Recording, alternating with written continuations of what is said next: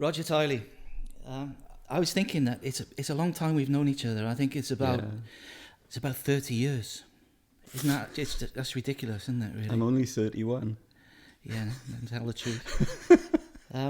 But as Julie Andrews once said, let's start at the very beginning, because it's a very good place to start. And really, our careers have ran parallel, even though totally different subject matters, etc. But they started at the same time, and we're still going.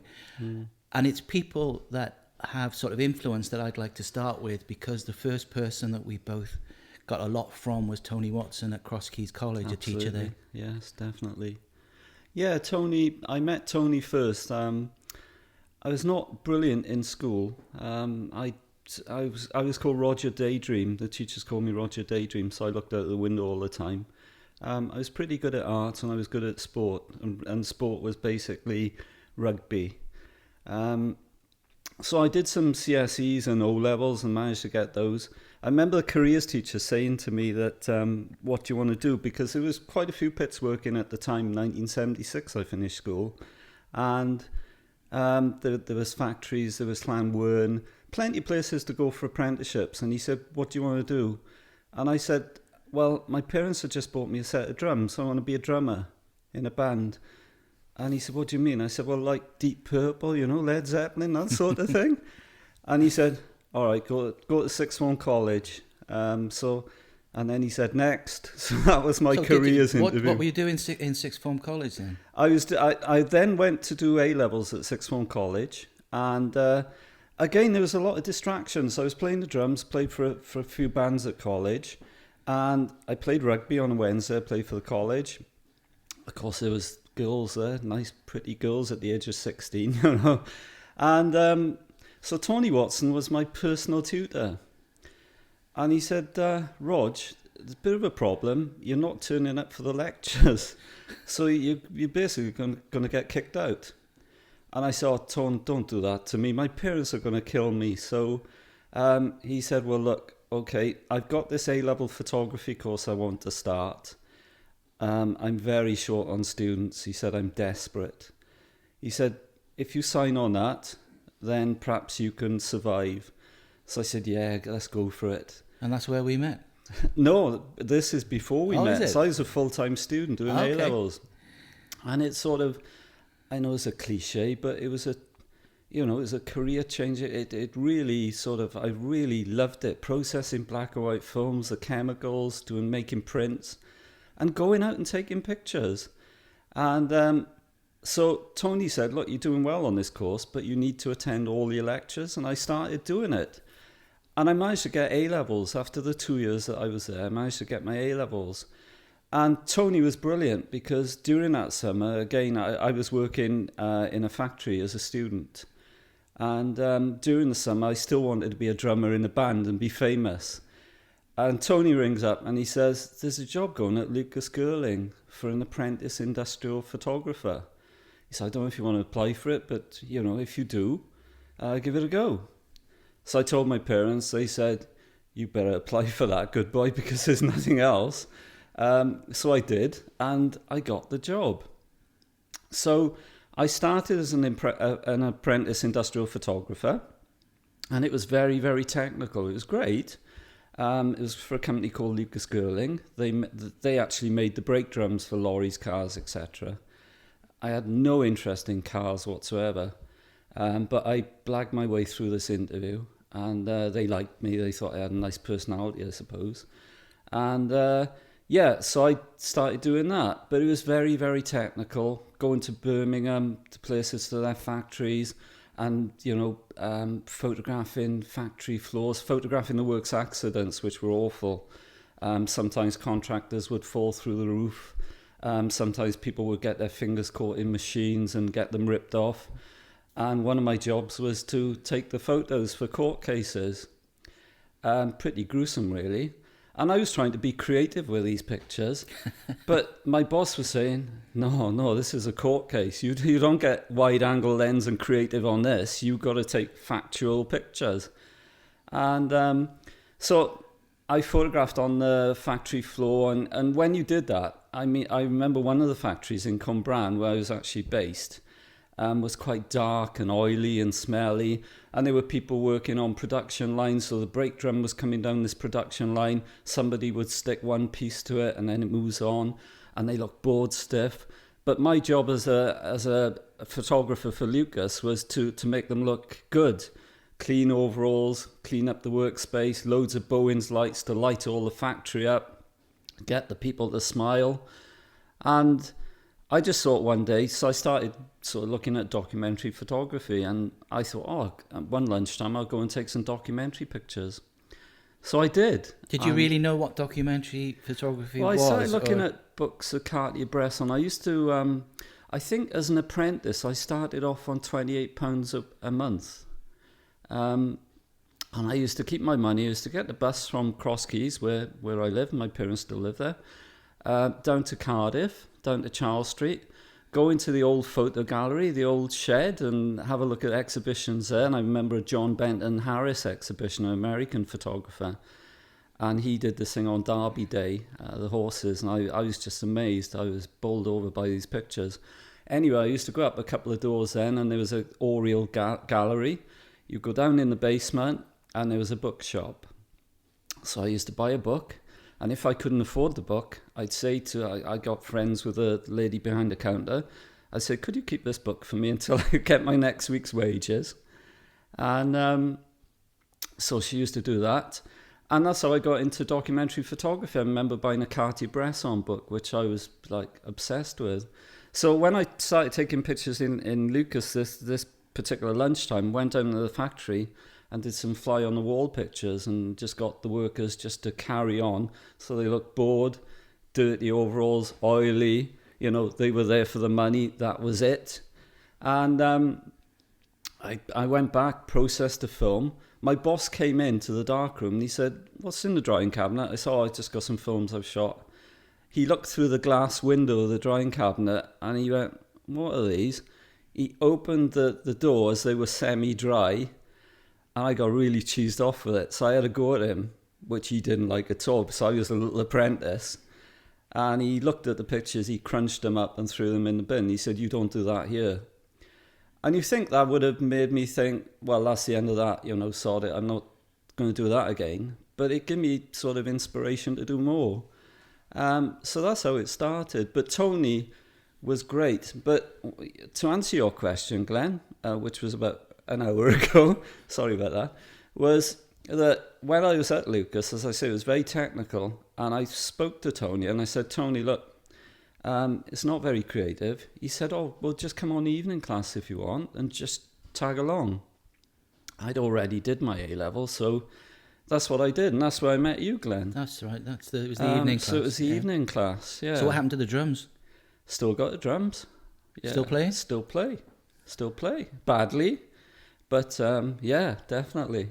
But that move to Cross Keys evening class to an A-level, doing more as you say, more creative work that interested you, that opened your eyes, I suppose, because having done all the technical work of Girlings, you're a little bit freer to do what you wanted to do. Exactly. The nice thing about Lucas Girling was that the budget was incredible. I think it was, I was trying to think the other day, it was about $2,000 a month going into the photography department. The photography department consisted of me and my boss, and that was it. But that work that you did in Lucas Girling, all that learning of lighting, etc., it must be exactly. You look at your more recent work, even now, you must have learned so much from those days that you're still putting into practice now. I did, absolutely. I think it's a really important part of us as photographers. We've talked about this before, is being brought up on film, being able to understand light, being able to understand that, after 36 exposures or whatever it is, you need to change your film. That is a really important learning tool for me. And things like lighting, technical stuff, depth of field, all the technical things that you need to know was very important. At the time, I didn't like it. I felt at Lucas that I didn't really want to spend the rest of my life there. And that's when I was doing a day class as well down at Rumney Tech. So I had to do that as part of my apprenticeship. And there was a lecturer there, and he started looking at my documentary work. And he said, you should go to Photo Gallery and show this, which I did. This guy called Bill Messer, he was an American. I think he was the first director of Photo Gallery. I stand to be corrected on that. But I went to Photo Gallery, I took my work, and he said, have you tried Newport? Have you looked at Newport College? They're doing a documentary photography brings course. In the second person that both of us... Yeah, David Hurn. David Hurn, yeah. So I said, well, no, not really. I didn't know. What was I then, about 21, 22. And he said, well, you should apply. So I actually did. I applied, and I was accepted. Went for an interview with David Hurn and Daniel Meadows, Clive Landon, Ron McCormack. Ron. And they said, yeah, you got a place. And this was about 3 years into Lucas. So I'd just about finished my apprenticeship. And then Lucas said to me, we're going to take you on as a full-time photographer. So, of course, my wages went up quite a lot. And it looked a good deal. And I said, oh, God, I've been taken on in Newport. What do I do? And I spoke to my parents. They said, well, Newport is a college, but you've got a proper job as a photographer. But it's your choice, it's your shout. I said, well, I'll stay at Lucas, and see how it goes. I spent a year as a so-called proper photographer, and I realised it wasn't for me. I applied to Newport again, and luckily, David Hurn said, yeah, we'll take you. And that was my beginning at Newport on the documentary. Again, this is where our lives crossed Well, you were again. in year two, so you were one of the year. big boys in year two. I was in year one. I was telling you what to do. So I had a salute to you. Every day. Yeah, with a V sign, but you didn't see that bit. But, Newport, well, was a fantastic experience. Absolutely brilliant experience. I think the way you were taught in those days and the number of students that were there, I think there was about 8 in our year, and probably about the same in yours. Yeah, we had 9. We had 9 people in ours, yeah. Oh, that was a big group then. Big group. Yeah, it was 8 in ours, yeah. But, from day one, the man at work, which is now person at work, I've been told. Politically correct. Yeah. Which I'm not. But, from day one, you go out, you shoot pictures, and that's what it was about. It was about learning about yourself, not just learning to be a documentary photographer, but learning about yourself and your personality and how you sort of react to people. And also your interests. You're sort of asked and told to take pictures you're interested in. Yeah. And the subject matter that you're interested in. And it wasn't just the teaching, was it? It was the people that came. The Don McCullens, the John Benton Harris, as you mentioned before, Mark Edwards, that would come and inspire the people that were the students that were there. Well, these famous photographers that I'd been looking at and been buying books, all of a sudden were critting my contact sheets, and it was quite surreal. And saying, "Oh, this is good, but you need to do this, you need to do that," and really giving the time to look at your work. And to say, these are things that I would do. And I thought that was brilliant. One of the things I did do, I'm jumping a bit now, and you probably will ask me about the miners. I photographed the miners early on in 1982. And as a thank you, I did a small exhibition up in Newbridge in the Valleys to really thank the miners and say, there's the pictures, which was really successful. And Martin Parr got to know about this exhibition. He was one of the visiting lecturers. And he said, "Oh, Roger, you've got this exhibition." And I said, "Oh, yeah, it's just a small," he was like exhibiting internationally, and there's me with my small exhibition. And he said, "Let's go and see it." And I said, "Martin, it's about 25 miles away." He said, "Yeah, I've got the car." And this is the way it was. And we hopped in his car. We went to see the exhibition, me and Martin Parr. But that's the way it was, wasn't it, Glenn? It was like that commitment from them, from the lecturers, to actually give you time. And they never looked down at us and thought... No, they were genuinely interested, weren't they? Yeah. You could drink coffee with them and you could talk about their work. They were working photographers, which I've worked in education and I think that's a must. But you could talk about their recent work. I think David Hurn had been to America, Arizona, and he shot pictures there. He was showing us the pictures, hot off the press. It was great. It was really good experience. Going back to the man at work, I've told you this one before, Glenn, at the Eye. When we did the man at work, I went out on the first or second day it was. And I saw this guy outside the college sweeping the road, and he had his dustpan and cart. There was no high vis in those days. He had these old rags of clothes on, fag in his mouth, dustpan and cart. And I was really nervous about saying, can I take pictures? Do you mind if I take 100 odd pictures of you? Because that's what I need to do. So I was just stood there and he saw me. He said, come over here. So I walked towards him. He said, you from the college? I said, yeah. He said, oh, you're doing the man at work, are you? And I said, that's right. He said, right, okay, take pictures if you want. Oh, I said, that's very kind. But when you start doing it, you kind of take pictures from behind because you're embarrassed at photographing somebody sort of face on. So I was taking these pictures and the back of him basically, he stopped sweeping. He said, you're in the wrong place. So he said, you need to be around the front. He said, you need my cigarette, the ash coming off, the dust on the sweeping brush. I thought, hang on here. This guy knows a hell of a lot about this. So anyway, I shot my pictures. I said, thank you very much. Went back to the college. I was thinking, he must work for the college. So I was thinking then, I know what's going on here. These staff from the college just go out in their lunchtimes or whatever and pretend to be people at work. So I was thinking, David Hurn, he must be a vicar. He would look good as a vicar. So if I went into a church, it's going to be David Hurn. Daniel Meadows looked like a solicitor to me.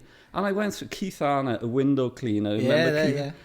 So I went through all these things in my mind and I was talking to the other students. I thought, I'm not going to let on now. I'm just going to let this one. I know what you're up to. So I went back out then. We had to shoot about three or four different men at work each day. Process the film, get the crit, you go back out. So I saw these guys digging the road. I thought, right, they work for the college. I went up to them with my camera, like proud, really confident. I went, all right. And this one hefty guy went, piss off. So that didn't work. My philosophy there just didn't work. It was wrong. But that's what I thought. It's not the first time you've had that reaction, though, is it? I've been pretty lucky. I've been beaten up once. I got beat up once. The picket lines and stuff could be quite aggressive with the police. The miners were great to me, the striking miners, but the police were a bit... Well, let's go. You brought it up and talking about the miners, and to a certain extent, you were quite lucky, if you can say that the miners' strike started in your second year, and it's interesting that straight away you grabbed onto that and started photographing it. Was it something from your Valley's background or your culture or your heritage that sort of led you to start taking pictures like that? Yeah, coming from the Valleys, we all have had relatives working in the mines. I suppose it was in my blood. I never wanted to work in the mines and my parents wouldn't allow it anyway. But being brought up, a lot of my school friends went to work in the pits. Around by Cross Keys and Gwent Valleys, there was around about 6 or 7 pits, quite local. So there's plenty of jobs. But to photograph it, I photographed my Uncle Bill, who was a miner. I think I did we did portraits. So I asked my Uncle Bill, could I photograph him when he came home from work off the night shift? And, oh, yes, he's all right, but, yeah, you can take as many photos as you want. Great, fantastic. I had such a good time photographing him. and he started talking about the pits and so on, that I thought, well, I'll write a letter to the NCB to see if I can get permission. They sent back saying, yeah, you can go to the pit near where I lived, and they said you can go for one visit, see the manager, Mr. Payne, I still remember his name, and he'll take you around. So I thought, no, I was thinking of like doing 6 months at the pit, not just one visit. But so I went, and 10 o'clock, turn up at the manager's office. Is Mr. Payne around? He's gone down the pit. He's going to be there a few hours. I said, I've come to take photos. And some other miner was there. He said, I'll take you around, but, so anyway, so he took me around. He said, right, there's a pit head. He said, here's your helmet. He said, don't go near there. Don't light a cigarette near this. You'll blow the whole pit up. There's the pit head bars. There's the lamp room. He said, carry on. I thought, brilliant. Us as photographers. Can you imagine that happening now? I think it'd be impossible. Yeah, it's chaperones all the time. But we like to be free as photographers. Absolutely. We like to wander around. And so I took pictures, and some of the miners came up off the shift then, and I knew some of them from school. So it's, Rog, what are you doing here? Oh, taking photos, boys. Oh, brilliant. They said, brilliant. How long are you here for? Oh, only for the day. That's all I'm allowed. Oh, they said, don't listen to that. They said, you come as much as you want, boy. And they said, look, if the manager's around, we'll hide you behind the door in the cupboard or something. We'll sort it out. You come as much as you want. So that's what happened. I started going up to the pit. The manager would come, and his name was Mr. Payne, so the code word was pain in the arse. So if you heard somebody pain in the arse, they'd hide me behind the door. And so that was the beginning. And that was prior to the strike. Well, once the strike started, there was a strike before the big year-long strike. There was a strike at Lewis Merthyr in the Rhondda. So I had some experience of photographing a miners' strike. And when it started, I knew people. I knew miners. I knew the NUM. And they trusted me. They fully trusted me to take pictures of financial meetings and all sorts of stuff where really photographers or journalists or media people weren't allowed. So, it was great. It was great. So this was about building a relationship with the people that you were working with. But you touched on it before, that obviously some of this, the moments during the strike where it became aggressive and there were the picket lines, etc. Yeah. What sort of reaction did you get then? Good. I went to Orgreave, the police sources, and I did a lot of picket lines, stuff, soup kitchens, demonstrations. I went to quite a few places. But once they got to know me, miners from different collieries, and they knew that I was all right, they treated me really well. But I went to Orgreave with some miners. They said that if you want to come up with us, there's room in the bus. I went to Orgreave, and looking back, I was a bit silly, really, because at Orgreave, with the police horses chasing, we didn't know that was going to happen, by the way. We had no real inclination that was going to happen. It was horrendous. I'd never been so scared in my life. I stood with the miners. I was with a group of miners from South Wales. I remember some guys from different coalfields, Yorkshire miners, saying, bugger off, you shouldn't be, you're press. And the Welshman, oh no, he's with us, he's one of us. Oh, all right, that's fine. So I was in the middle of these miners, I got thousands of them, and I looked, I could see all the press stood on the side, all the photographers now stood on the side. But I was getting these great pictures. All of a sudden, these police ranks broke, so everybody started running. We couldn't see, we were quite a way back, so we couldn't see what was going on to start. Until you could hear this thunder of noise, this roar of noise. And you could hear miners saying, there's horses, these swear words, they're coming at us. So we all ran, and I was running as well. I fell over. Of course, my wife's always going on to me because my camera bag is always open. I'm really lazy at zipping it all up, and I lost all my films. They must have fallen out. So I ran, but you were running for your life. I mean, the police, if they had killed somebody, I don't think it would have been a problem. Honestly, I really don't think it would have been a problem. They were hitting anybody with truncheons. They didn't care. I ran and ran, and I lost the guys I was with.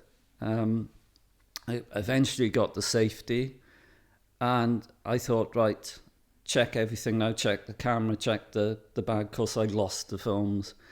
But I was doing it on spec anyway, so it wasn't I wasn't commissioned by a newspaper, I was just doing it on spec, so it wasn't a big deal, but I was gutted I'd lost the film, so I was really pleased I was still alive. So I really would say to this day it was life-threatening. It was, I've never been so scared in my life. It was shocking. Didn't the police use you as sort of a sign of where things might happen as well? I was on a picket line in South Wales, and the police seemed to get to know that I was talking to miners, that I seemed quite pally with pickets. And first of all, the police, there was local police from South Wales, and it was reasonably friendly. There was banter. But then, of course, the government started bringing in police from the Met, from the Midlands. Nasty pieces of work, nasty guys. We were waiting on a picket line one morning, it was like 6 o'clock in the morning for the scabs to come through. And the police were on the one side, the pickets, and myself were on the other side. I was just slightly away from the pickets so I could get the pictures of the push. This one guy came over, this policeman, about my age, quite young, 24. He came over to me and he crossed the road, and you could see the eye contact. He was just looking at me.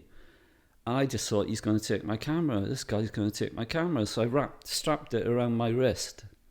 And he came towards me. He just threw a punch at me. And I sort of shied away, and he caught my cheek. And I suppose being a valley boy, the first thing you do back is you give one back. So I smacked him and caught him right, in the face. I was quite pleased with that. But of course I had this Canon F1 camera attached to my wrist, strapped around. So not only did he get the punch, he had the full whack of a Canon F1, but I've got it in the cabinet there. And an F1 body is fairly hefty. And he just went down, and it's just below his eye, it split open. And, they say to these things happen in slow motion. I think it kind of did. He went down on the floor, and I could hear some police over the other side saying, "Get him, get him." So I just ran. My bag again was open, everything was flying around. But I was pretty fast in those days, quite a good runner. So I had a good start on them. I looked behind, there was about 6 or 7 policemen with truncheons. It was dark. It was a dark winter's morning. I could see these silhouettes of truncheons in the air. So I ran. I knew the area quite well, so I dived into this bush. I thought I went round this corner. I dived into a bush, soaking wet. It was middle of winter, covered in mud, and just led flat. Try not to breathe too heavily. And all these footsteps of these coppers ran past. So I thought, right, give it a minute. And I'm just going to do a run up onto the mountains. They're never going to find me up on this. I know my way around. So, yeah, they went past. I sort of got up from the mud, and I poked my head through the gap in the bracken and everything. And all of a sudden, I could see these silhouettes of more people running down. I thought, led back down, and I thought, this is serious, this big serious. They got a load of coppers chasing me. So I led down, waited for them to go, looked through again, and I thought, right, it's clear. So I just ran up onto the banking, onto the mountain, and just over the top of the mountain, thinking, this is serious. Lucky there was no police helicopters and what they've got these days. So that was that. Then I did think a lot about it, so I was really, I was quite scared. But a couple of days later, I was on a picket line. I think it was down in Port Talbot, there was pickets. This miner comes up to me and he went, "You're a hell of a boy." And I went, "What do you mean?" He said, "You smacked that policeman the other day." And I said, "Oh, yeah, but he went to punch me." And he said, "Yeah, we could see it." He said, "We could see the coppers chasing you. They had truncheons." He said, "If they had caught you, they would have given you what for. They would have put you in hospital." And he said, "Where did you go then?" I said, "I hid in a bush." And he said, "Well, we were chasing the coppers." So there was these pickets. The second lot of men running past were pickets chasing the coppers. And I said I hid in the bush, and then I ran up on the mountain. I said, "What happened to the coppers then?" He said, "Well, they were knackered." He said they ran and they stopped and they turned round, and he said we caught them and we thought they were going to, it was going to be a full-on punch-up. Some of those miners, some of those pickets are tough boys. They're tough boys. One of the policemen, the sergeant, said to the pickets, "Look, boys, we don't want any trouble." They could see these policemen to think, we don't really want to argue with them. We got truncheons, but they are built like brick. So the miners went, "All right, if that's the way you want to end it, that's fair enough." And the policeman went, "Can you show us the way back to the picket line?" Well, the pickets said, "No." And they walked off, the pickets walked off in different directions. So these police from the Met or wherever they were from didn't have a clue where they were. And they might still be there today, I don't know. But yeah, I haven't been back to that place to find out. No, let's just hope that probably ex-policeman is not listening to Ffoton. I mean, what happened to all the pictures that you did take? You must have taken so much. What happened to it? Where was it used? Was it used? They were used in national newspapers, Guardian, The Observer, The Times, Sunday Times. Again, it's going back to Newport, Glenn, is that in the second year we had picture editors coming down to look at our work. I don't know if they were looking for new talent or... but there was a guy, I think he was from the Times, Sunday Times, picture editor, I can't think of his name. And I'd done this thing, the Newport survey, like you did. I was industry, the theme was industry. And... he said that I did new technology, so I did InMOS at Newport. I don't know if InMOS is still there. No, I don't know. So I did all this stuff on new technology, kids learning to use computers. Computers in those days were like massive, BBC computers or something. So he looked at these pictures. He said, "Oh, we're doing a story on new tech." He said, "Can we buy your pictures?" And I said, "Yeah, Times, great." And he said, "Oh, keep in touch, So they bought these pictures, put them in the Times, and he said, "Oh, keep in touch." Because I had some miners' pictures, and he was quite interested. And he'd been, he said, he told me a story about taking photos in Yorkshire in a pit. And he went in the pit at bars, and they chucked soap at him. And I had these pictures of miners in the pit at bars with no problem at all, wide-angle lens, And he said, how did you get these? And I said, "Well, what do you mean?" He said, "Well, I had soap chucked at me in Yorkshire." I said, "Well, I don't know, they're great. The miners are great." But anyway, so when I finished at college, or the latter stages, I went up to London and took my portfolio. I went to see this picture editor in the Times, and he said, "Oh, great, there's a strike now. We're going to use your pictures." So that's where they were used. And subsequently, they've been used, they still used today. BBC website a couple of weeks ago were asking for them, so that they are regular sort of sellers. Yeah. But, that's how it all went, really, was newspaper stuff, magazine. Did you find that you were becoming more political now, or was it still really a social record of what was going on? I've always been political. There was no hiding the fact that I supported the miners, 100%. Being brought up in the Valley, socialist background, is very strong with us. Whatever you do afterwards, you never forget where you come from. and your political views. And I know politics have changed these days, but you know, that's the way you're brought up. There's no such thing as the Tories in the valleys. As a 1970s, 1960s, I didn't know a Tory that lived in our village. They were closet Tories if they worked. But yeah, so yeah, my pictures are political. Yeah. I was asked, a picture editor phoned me up one day and said, can you take some pictures for us? We've seen your stuff. I think it was either the Daily Mail, Daily Express, something like that. It was a bit of a right-wing paper. And they said, we'd like you to, this picture editor said, we'd like you to take pictures of working miners going into work, scabs. And he said, you know people, you can get in the van with the working miners. He didn't really know what a scab was, I don't think. He was quite a London sort of, different world. And he said, you can go in the van and you have all these pickets crashing against the glass and the police trying to push them away, and you are the one that can do it. And I said, no. And he said, what do you mean, no?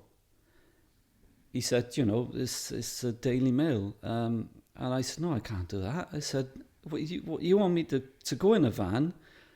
I'd basically be a scab. Although I'm a photographer, not a miner, I'd still be a scab. And you want then I'd stand on a picket line the next day and go to soup kitchens and go to demonstrations, and all the miners and their families have been so good to me and trusted me.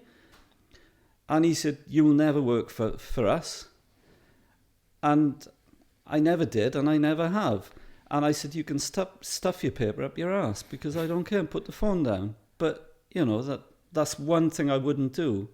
And, I wouldn't do that to this day, to actually break the trust that I've made. As a photographer, I'm not a telephoto lens photographer that goes in, snap, snap, snap onto the next job.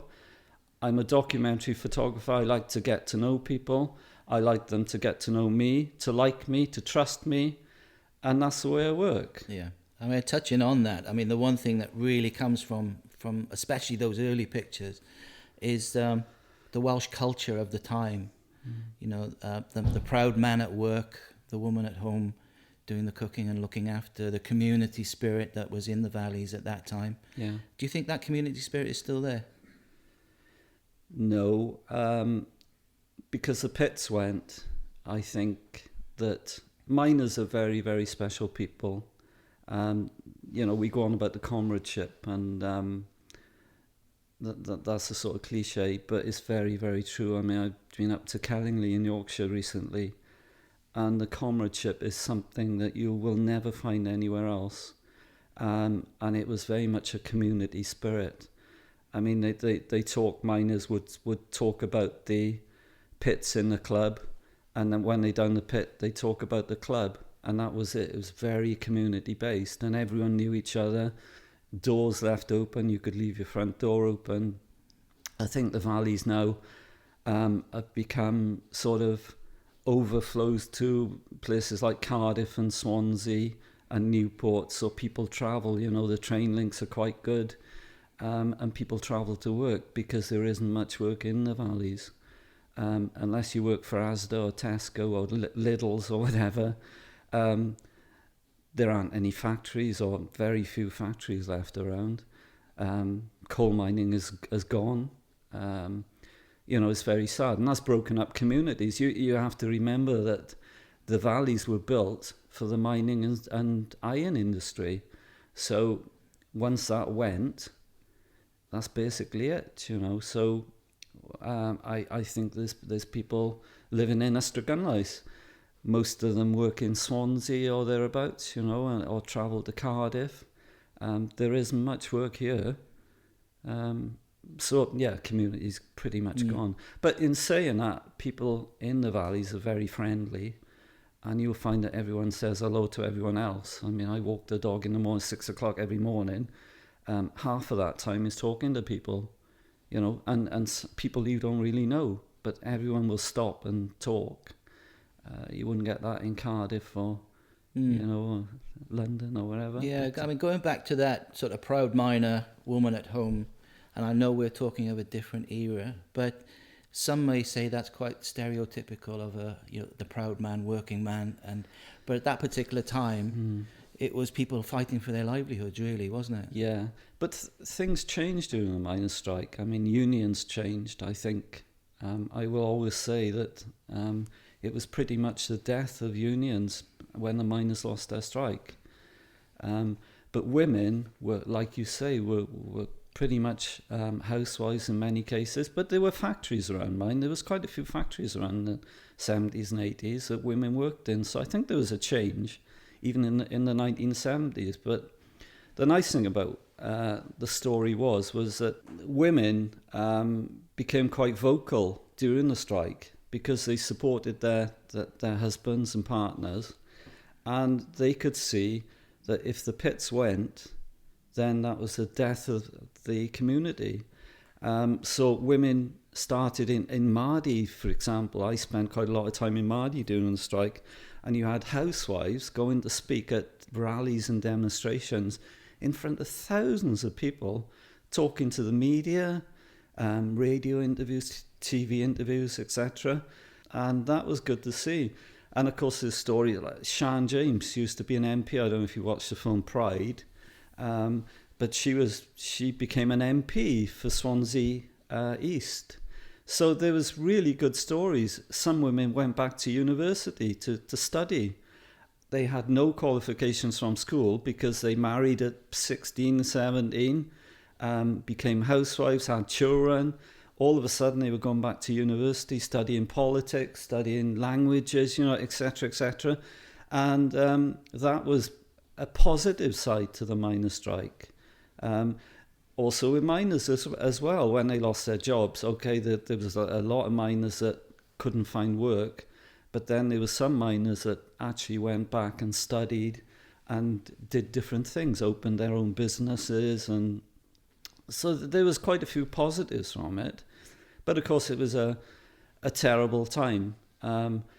Within a matter of a few years, there was a lot of pits closed, certainly in the Gwent valleys. I think within 5 years, they were all shut, less than that probably. Nothing to replace them. But of course, Thatcher, Tory government didn't really care about that. There weren't any votes in the valleys, I suppose. What's the point of chucking money at them? They are all socialists. They hate the Tories. It's a very sad time and a change of culture quite quickly. Yeah. Okay, just to sort of finish this particular sort of chapter, if you like, of your mining pictures, and I've looked at some of the pictures, and some of them are quite humorous. As far as the police and miners are enjoying a bit of banter and their smiles. So there must have been some sort of respect, if you like, between the two. Yeah, I think maybe it was just individuals. I don't know, but no, I think you're right, Glenn. At the beginning of the strike, when there was a handful of scabs going back in, like 2 or 3, it wasn't really a threat. So it was quite good fun standing on the picket line, and it was a bit of a novelty, really, I suppose. So the police were local boys, and it was all quite friendly, and they'd have a bit of banter. Then the scabs would be brought in, and there'd be a bit of pushing. So the police would push, the miners would push. Nothing nasty, nothing aggressive at all. I think as it escalated, then it became very political. It became nasty. The police were not putting numbers on their uniforms, so they couldn't be identified. You could tell that they were told, anything goes, boys. If you want to smack a miner, go ahead. Don't worry about it. Who's going to, and just arrest them then, take them to the police cell, and keep them there for the night, and then just let them go with cuts and whatever. It's difficult to look back on it now and to think it happened in this country, in Great Britain. But from a personal point of view, you gained, I think, probably 5 or 10 years of experience in that short space of time, because you were thrown in at the deep end, and you were covering quite hard news as a photographer.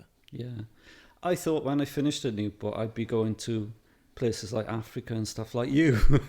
I didn't think it would be that this world news story would be on my doorstep, affecting people that I know, my friends, people that I grew up with, and an area I've grown up in. I still live in the valley, so it was quite strange to think that this story, which was worldwide, was it has been broadcast all over the world. It wasn't just a regional story for the Western Mail or something. It was going to all over the place. So that was strange. If it hadn't happened, probably I would have found a war somewhere or a famine or something that we were trained really to photograph. I would have gone somewhere where there would be news stories. I'll never know, because that first year was photographing the miners' strike, and then subsequently after that, I became sort of known for photographing industrial disputes and industry in general. But did you find it difficult? Because, when you're in that sort of situation, that adrenaline rush that you get for being there, being actually in amongst it and in amongst history. Yeah. I mean, when that finished, and that mine, when the strike finished, how did you react? Because all of a sudden, that had gone. I was exhausted. I was mentally drained from it. I'd seen so many horrible things that I think I needed to get away from it for a while, because I was then seeing people lose their houses, relationships breaking up, pits closing. And I remember being drained and thinking, I need a break from this. I need to do something else. I need to photograph other things. Because I got the Valleys project commissioned pretty much straight after the strike. And I was commissioned to photograph the effects of the miners' strike. In other words, men losing their jobs, pits closing, the devastation. And I remember thinking, I don't think I can do it. I can't do this. I can't photograph men that I photographed in the early 80s working in the pit, and the banter and the fun and the jokes and the pit bars during the strike, on picket lines, soup kitchens, demonstrations, and then have to go back and say, I've come to take a picture now of you losing your house. And I couldn't do it. So what I did for the Valleys project, a lot of, was I thought I'll do some landscape. Whenever I feel down or feel exhausted from photographing people, I think I'll photograph a landscape. I'm glad I did it, because as I say, the pits were closing quite quickly. I went around to quite a few pits and photographed them before they closed. And that was my Valleys project piece. But that must have been having sort of made your name with your strike pictures. The Nationals knew you. Yeah. And then getting involved with the Valleys project, where you're working alongside David Bailey and John Davis, Pete Fraser, photographers of this stature. Yeah. That obviously kept the name of Roger Tiley alive with that sort of environment, with newspapers, with magazines, with the art world as well now. Yeah. But then you sort of turned your back on it a little bit by going down a totally different road. Teaching. The Swear word. The swear word, yeah.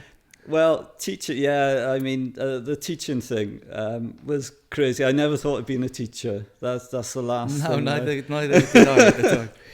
But I was commissioned I was very, very busy in the 80s. Even after the miners' strike, I was very, very busy as a photographer. It seemed I had too much work because I took it for granted. I became quite blasé about it. And I think, going back to the Valleys project, I didn't give it 100%. Sorry, Photo Gallery, if you're listening.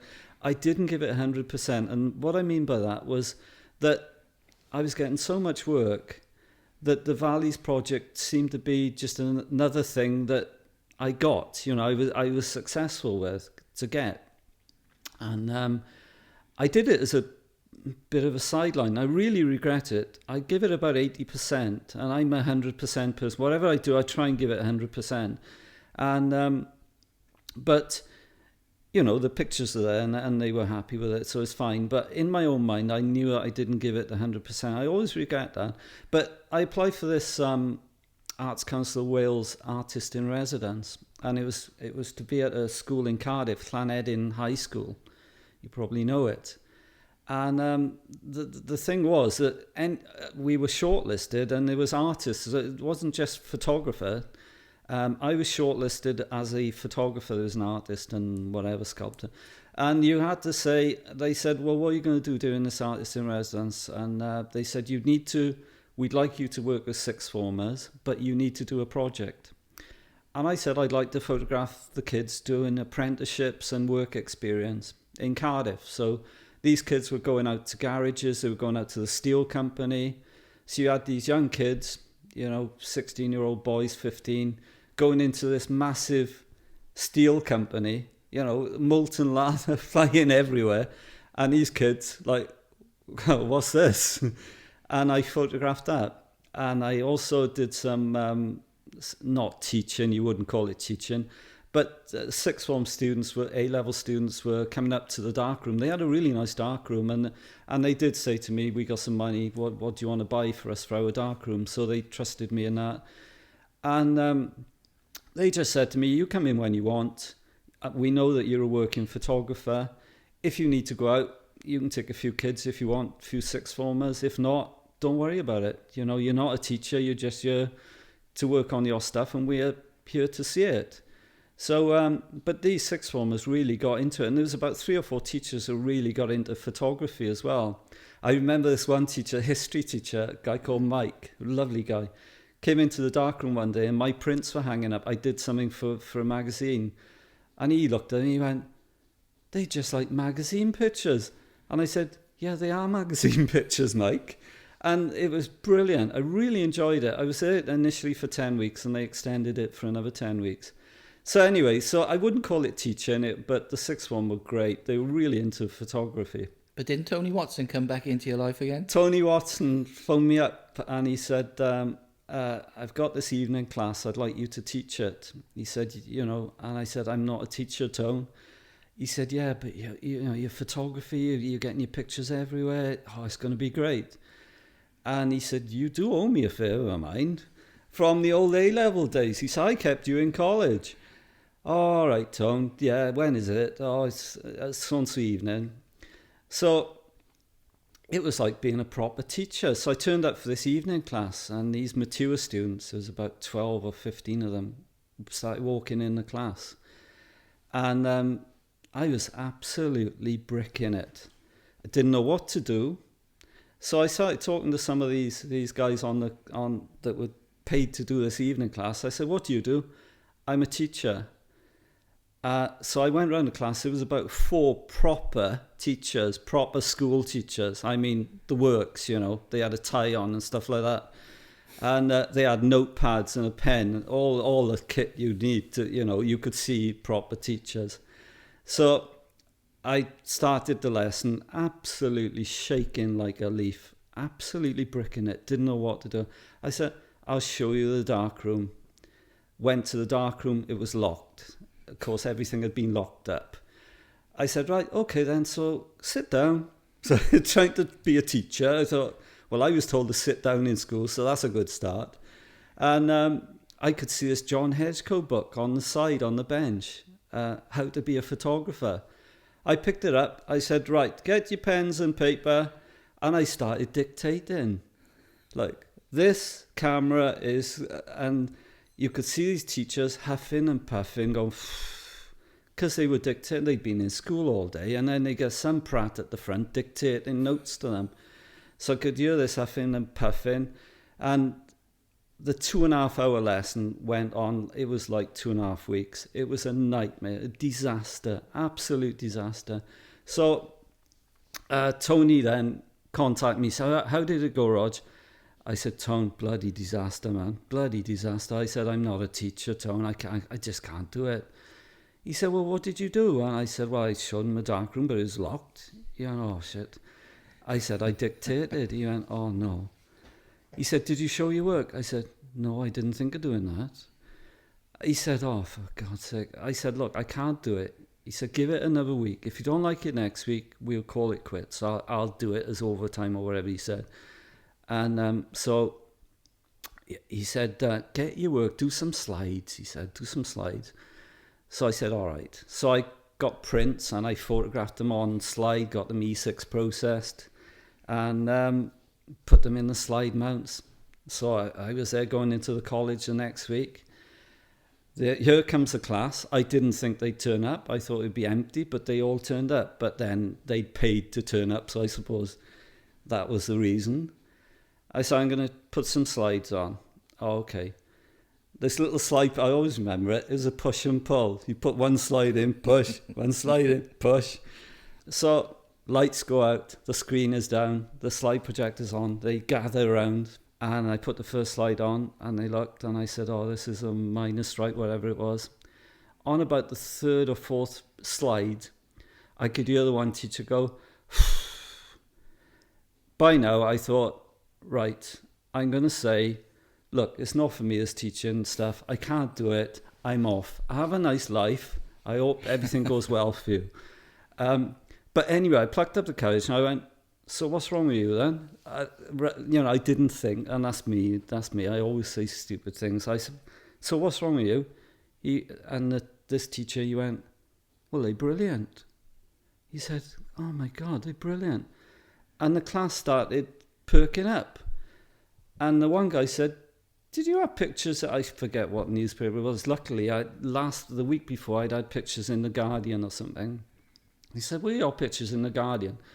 I said, yeah, that's right. Probably they were. Yeah, that's it. Oh, and they started asking questions, and it really became interesting. My pictures, I said, I'll get my prints out and show you those. And they, oh, fantastic. And they were brilliant. And I said, look, I'm not a teacher, I'm a photographer. I don't know if I can do this. So the teacher perked up, one of the teachers, and said, have you got a scheme of work? I said, well, what's one of those? He said, well, it's what you're going to teach us each week. I said, no. He said, have you got guidelines to the course, it's City and Girls? Have you got guidelines? I said, yeah, I haven't read them yet, to be honest with you. I got them in there, somewhere there. He said, right, let's have a look at them. So the class were looking at the guidelines, writing the scheme of work. Oh, so next week we'll process films next week. What we'll do is we'll go out, think of a project, and they thought of the project, not me. And so teach us how to process black and white next week. Week after we'll do prints. Oh, can you teach us depth of field, shutter speed? And we went on. They became great friends. They were great. I loved it. We were going for a pint after each class. It was fantastic. I really enjoyed it. So the teachers taught you how to become a teacher? Yeah, yeah. So Tony Watson says, and I've heard good things about you in this evening class. He said, can you do some more hours? Oh, I said, yeah, but I said, they're all grown-ups and, because you want me to do A-level and B-Tech and all these. Oh, he said, do the same thing. It's all right. He said, it's your experience we're after. I ended up doing 24 hours teaching a week, plus being a photographer, busy. Full-time lecturers only taught 21 hours, and I was a part-time lecturer teaching 24 hours, plus doing all my photography. I think I was working about 17 hours a day. It's crazy. That's how it started. From that Cross Keys moment, you decide to go into it full-time at Swansea. Yeah. And I have to ask the question, being so successful, really, as a photographer, why did you suddenly realise that this is the road I'm going to go down? Was it like a security issue or There's a very simple answer to that, Glenn, in the fact that I was talking to one of the full-time lecturers at Cross Keys, and I said to him, what are you doing for the summer?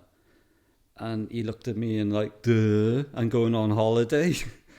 And he said, I said, no, I don't mean that. What do you do for money? He said, I'm a full-time lecturer. I get paid throughout the holidays. He said, I get paid. And I said, what? 8 to 10 weeks holiday and you get paid full money?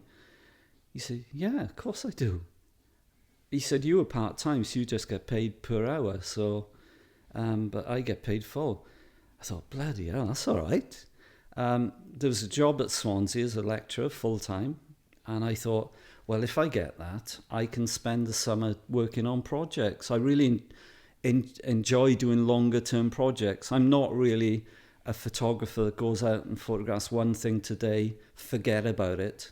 I like the whole build-up to doing a big project, the research, the development, the contacting, and working on something which is going to last weeks, months, or years. You know, that's what I love doing.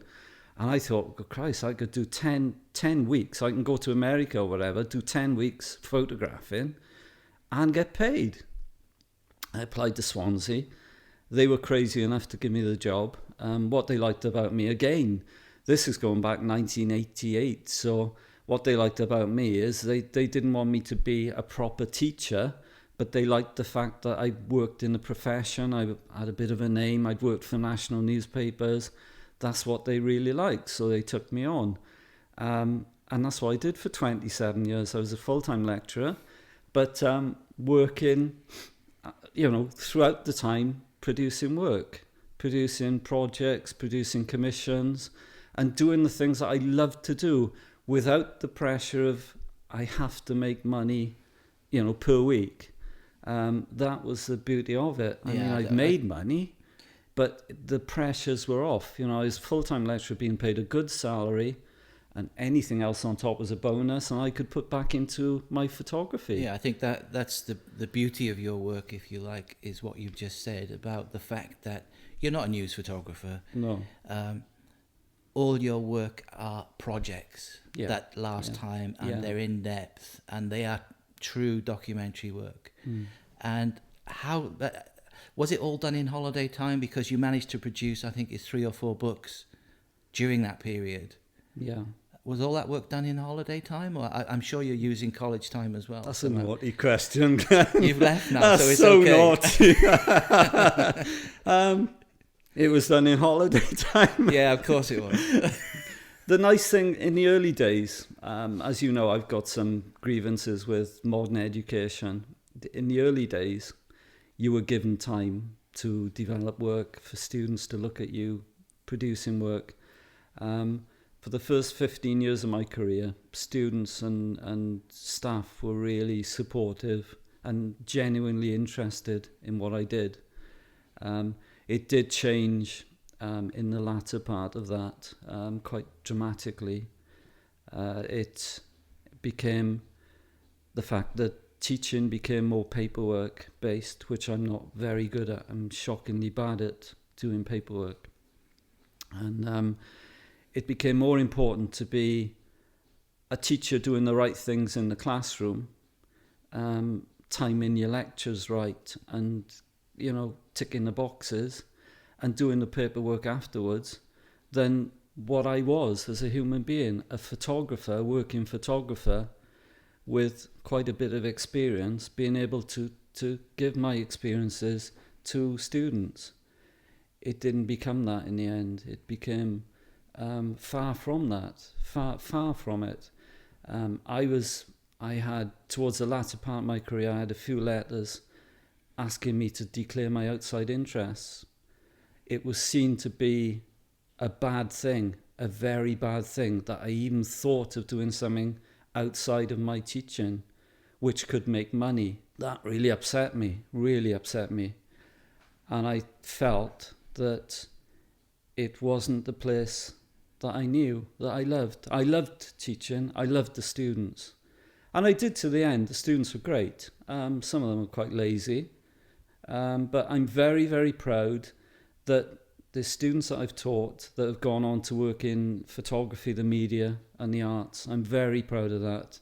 And I played a very small part in their careers, but, you know, I'm proud to say that I actually taught some of those guys that have gone on to do pretty good stuff. The word university to me means academic.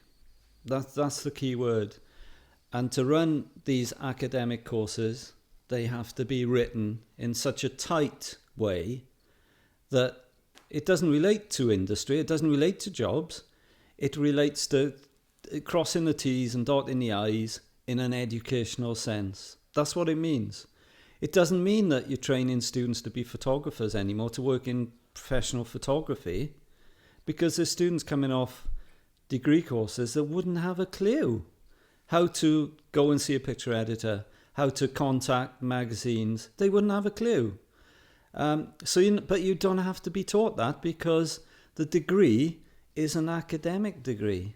You know, you learn the theory, you learn the history, you write a nice dissertation. How many people in your career have asked you to write a dissertation, Glenn? Because nobody's asked me to write a dissertation. You write proposals, story proposals for a commission, but it's not 20,000 words. It's on a sheet of paper, on an A4 sheet of paper. And if you write any more, you're just going to lose the interest of whoever's reading it. You don't need it. So what you need to do with education is just go back. It was right. It was right for us on the Newport course. It was perfect. 10 out of 10. You don't have to change anything. But, I don't know why they've done this. It's crazy. But it's this academic thing. If we go into that period when you were in Swansea College, and go back to those projects that you did, again, long-term projects, and producing the books. I know the first one, I think, was an industrial landscape book. Was that the first one? The Grazing Slate Land. Yeah, it was, as I was saying to you earlier, there was gaps in where you think, or where I think I'll take a break from photographing people.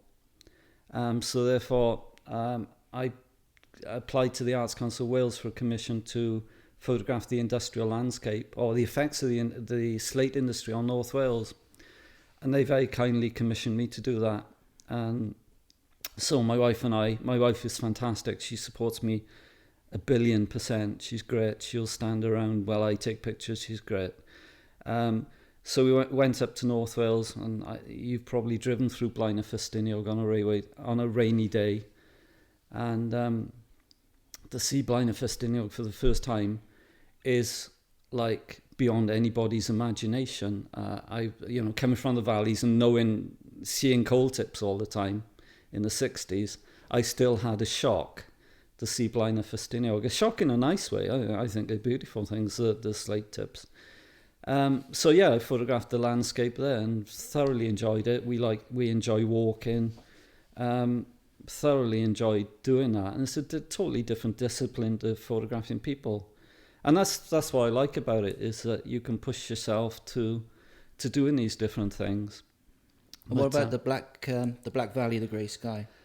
The Black Valley of the Grey Sky was a combination of pictures taken over maybe 2 decades of the valleys. You know, the demise of the valleys, I suppose, the decline from initially the pits working to then the spoils of landscapes being changed. You know, pits being demolished, land becoming just vacant land, just overgrowing.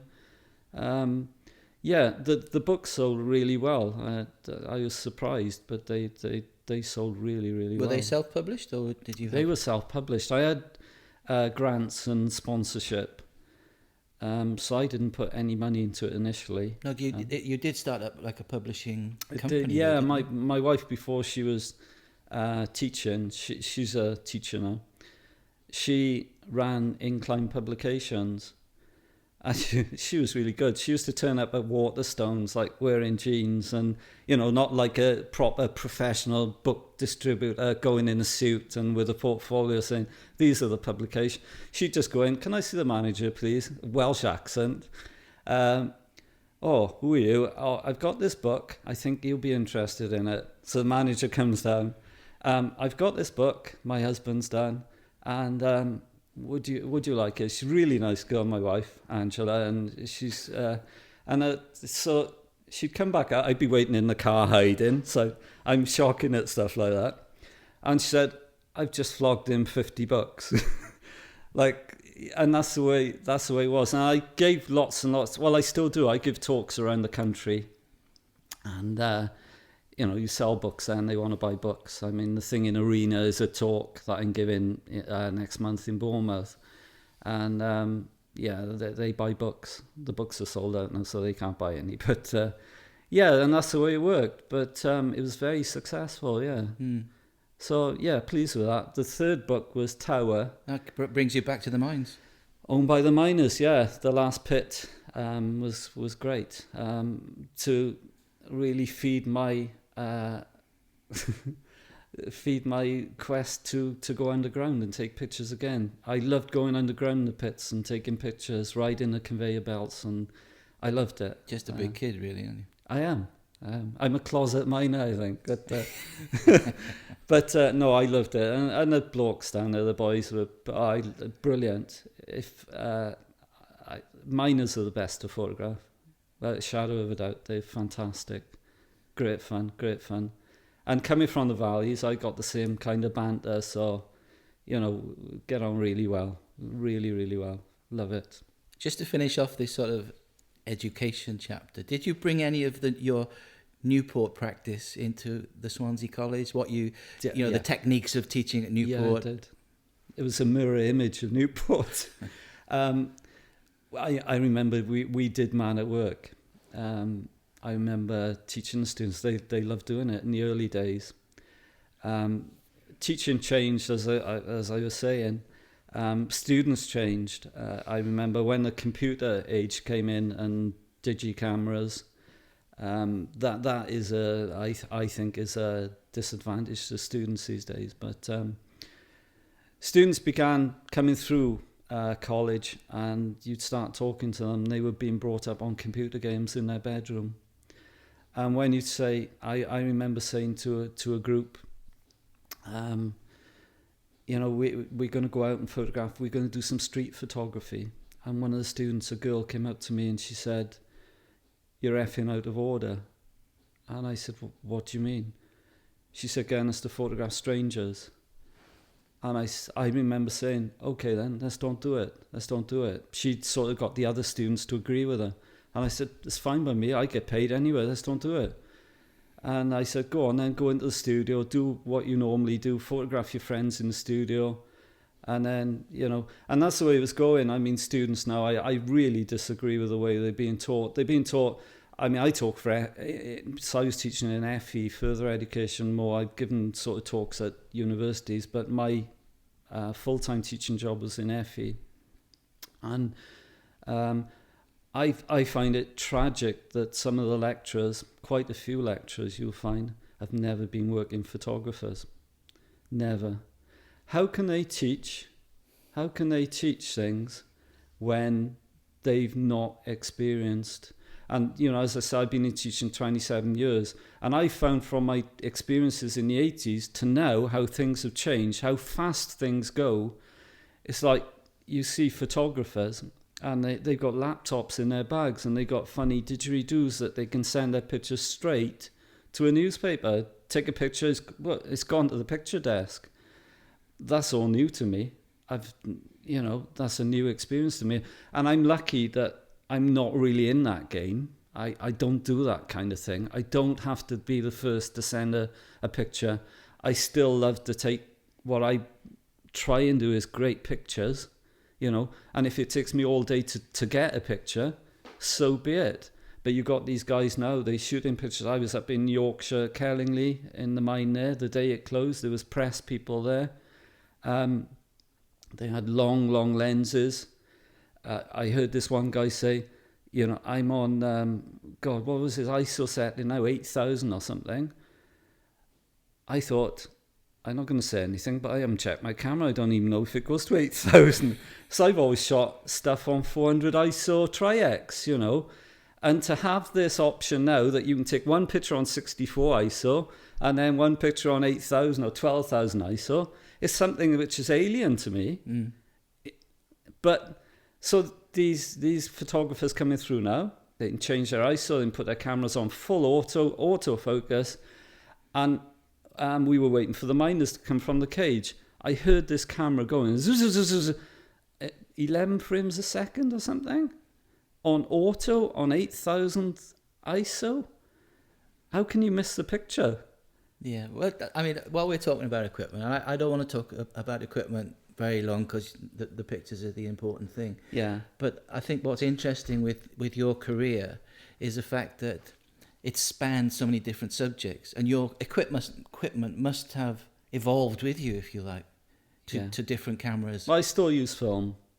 I did a 30 years ago project going back to the miners last year, and it was all done on a Hasselblad 120 roll. I enjoy film. I think film gives you a totally different effect, not just technically, but the way you think. Because you're thinking, this frame is costing me, it's going to cost me 50p to press the button. I'm going to run out of film after 12 shots, or my Fuji 6x9, I'm going to run out after 8 shots. When you're doing documentary stuff and you've got 8 shots and you're going to have to change a roll of film, you really do think about things very, very carefully, and when to get the picture, the decisive moment. That's what we were taught, Glenn.